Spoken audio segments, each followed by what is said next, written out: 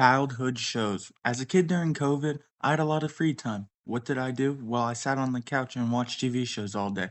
Today, we are going to be talking about my personal favorites. Jesse. This show was probably one of my favorites out of all these. I've rewatched the series numerous times. We got Jessie here, who just moved to New York City to pursue an acting career.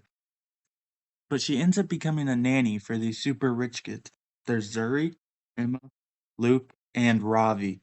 She would go through the challenges of being a nanny for these kids. Also, there was Bertram, the butler, who would do anything but be a butler.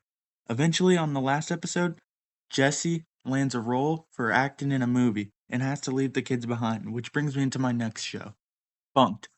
Bunked was a spin-off of Jessie, featuring all the kids except Luke going to a summer camp. However, Luke does appear briefly for an episode. Lou was one of the new characters who was a counselor for Emma. Also, there was Hazel who didn't like Emma because she was dating Xander, a dude who Hazel wanted to be with. Also, there were other kids like Jorge and Tiffany who were campers. The owner of the camp was a grouchy lady named Gladys. Eventually, most of the kids left the camp, and they did keep making new seasons, but it was never the same. Lego Ninjago. This show was so good. So basically, we have these four ninjas who had powers of each element. Kai had fire, Jay had water, Pool had earth, and Zane had ice. And eventually, when Lloyd came along, his power was just green. They would use these powers to fight bad guys.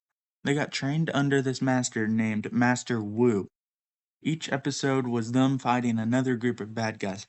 There was the snake people, the skeletons, there was all sorts of villains. Also, there was Lloyd's dad, Garmadon, as well. Now, these people weren't the only people with powers. There was all sorts of powers. They even ended up fighting in this big tournament in an episode.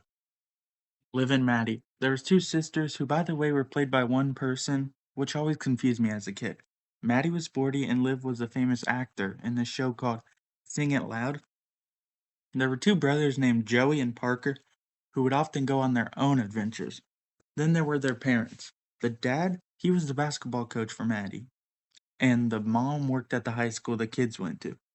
There was Maddie's friend named Willow who played basketball with her as well. This show's theme song was also amazing, by the way, one of the best songs of all time.